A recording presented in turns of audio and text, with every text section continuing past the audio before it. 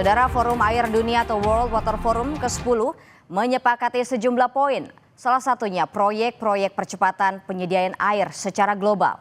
Sebanyak 113 proyek disepakati di pertemuan tingkat menteri dalam forum ini. Disampaikan Menteri Pekerjaan Umum dan Pekerjaan Rakyat, Basuki Hadi Mulyono di Preskon Agenda World Water Forum, Selasa 21 Mei 2024. Basuki menyebut telah disepakati sebanyak 113 proyek yang pengerjaannya berlangsung di 116 negara peserta pertemuan. Keseluruhan nilai proyek itu mencapai 9,4 miliar dolar atau sekitar 150 triliun rupiah.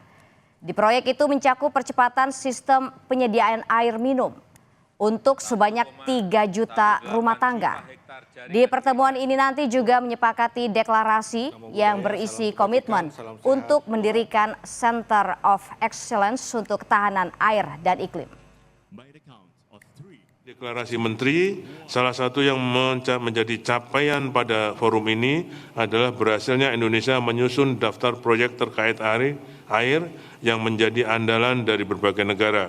Sebanyak 113 proyek senilai 9,4 miliar dolar. Antara lain proyek percepatan penyediaan air minum bagi 3 juta rumah tangga dan proyek pengolahan air limbah domestik bagi 300.000 rumah tangga. Berbagai proyek ini akan sangat bermanfaat bagi masyarakat di berbagai negara. Jadi tidak hanya untuk Indonesia, tapi juga untuk negara. Seperti apa pengamanan KTT WWF ke-10? Kita tanyakan langsung kepada jurnalis Kompas TV Permana Dewi yang kini berada di Badung, Bali. Selamat siang Permana Dewi, bagaimana pengamanan KTT WWF saat ini?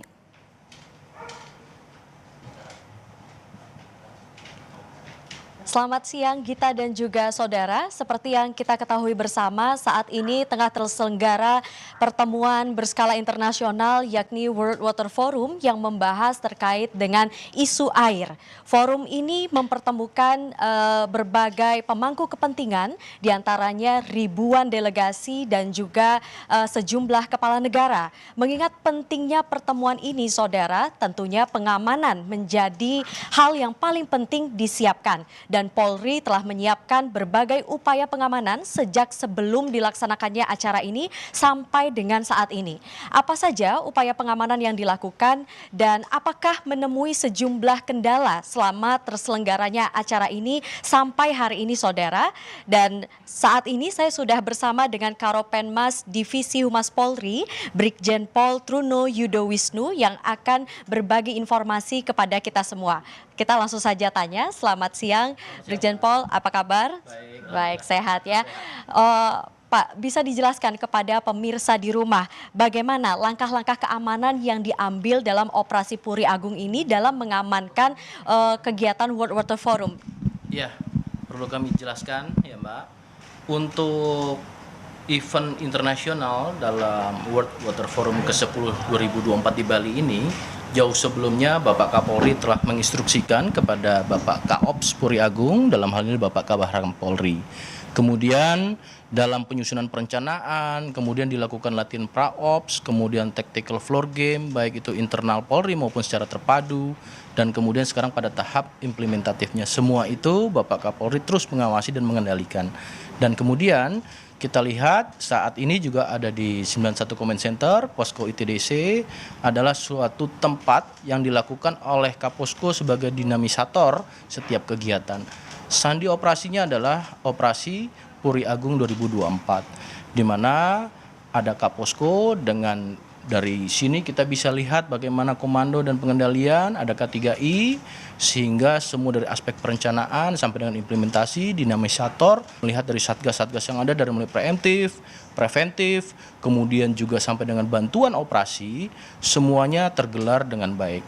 Jumlahnya ada 5.791 dan tentunya persiapan dari mulai delegasi datang, registrasi, diakomodasi, sampai dengan VVIP, VIP dan para delegasi lain partisipan lainnya, jalur dan ke venue-venue ini sudah tergelar keamanan. Namun dalam konsep operasi ini perlu kami jelaskan, sifatnya adalah terpadu dan sinergi, ada Pas Pampres, ada TNI, ada kementerian lembaga, serta pemangku kepentingan atau stakeholder lainnya. Baik, inilah yang ingin diketahui oleh masyarakat ya. Apakah dari tamu itu datang, delegasi datang selama berlangsungnya acara, apakah berjalan dengan lancar dan apakah menemui kendala Pak, sejumlah kendala, dan jika menemui kendala apa solusi yang dilakukan oleh Polri? Ya, tentunya Polri tadi ya, dalam konsep operasi ini ada sinergi, kolaboratif. Keterpaduan ini dalam pola pengamanan tentu menghasilkan aman, nyaman, lancar, dan tentunya tidak terlepas dari para tokoh agama, tokoh masyarakat, tokoh adat yang ada di Bali, serta seluruh elemen masyarakat.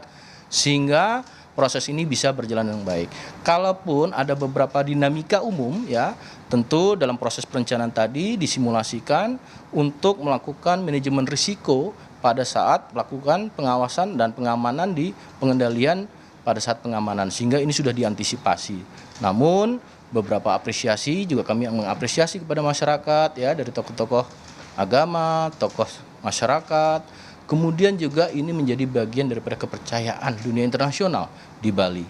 Tentu event-event internasional ini juga tidak di Bali saja ya, tetapi juga ada Polri menjadi tugas pokok, peran dan fungsinya melakukan pengamanan seperti di Nusa Tenggara Barat, di Danau Toba, yaitu di Sumatera Utara, daerah-daerah lain termasuk Jakarta. Ini menjadi kewajiban pengamanan oleh Polri yang terpadu dan sinergi dengan TNI dan juga stakeholder lainnya. Baik, berarti selama beberapa hari berlangsungnya acara ini sejauh ini masih aman lah Pak ya. Kalau terkait dengan respon masyarakat Pak, sosialisasi yang dilakukan ke masyarakat seperti apa dan bagaimana tanggapan dari masyarakat atas terselenggaranya event internasional ini? Ya, tentunya aspek tadi salah satu konsep operasi ada satuan penugasan humas ya, hubungan masyarakat. Kita selalu mensosialisasikan termasuk bagaimana dalam pelaksanaan operasi seperti ketika ada delegasi yang akan lewat, baik dari bandara ke akomodasi ke venue pada site event, main event. Ini juga sosialisasi dan mendapatkan pengertian dari masyarakat, dan kami yakini dan kami apresiasi masyarakat Bali sangat betul-betul pengertian, ramah ya, sehingga ketika ada pengaturan rekayasa lalu lintas ini adalah pengaturan untuk kelancaran dan kenyamanan bersama. Hanya pada ruas-ruas jalan tertentu, hanya pada waktu-waktu tertentu, sehingga semua dapat terkendali, berjalan dengan baik, dinamika masyarakat pun berjalan dengan baik, walaupun ada keramaian yang sifatnya di tempat-tempat akomodasi, tentu masyarakat Bali juga senang karena wisata ini menjadi menggeliat di Bali, dan faktor paling utama juga adalah sifatnya untuk bagaimana akomodasi ramai sehingga masyarakat juga ekonomi menggeliat sebagai prioritas destinasi wisata.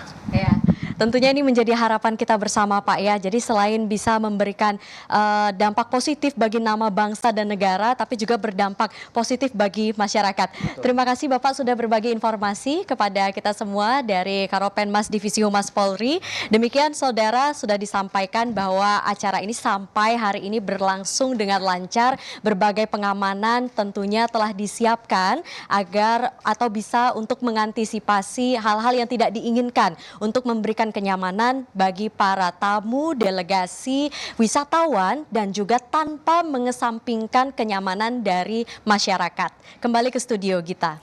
Terima kasih Permana Dewi atas laporan Anda langsung dari Badung, Bali.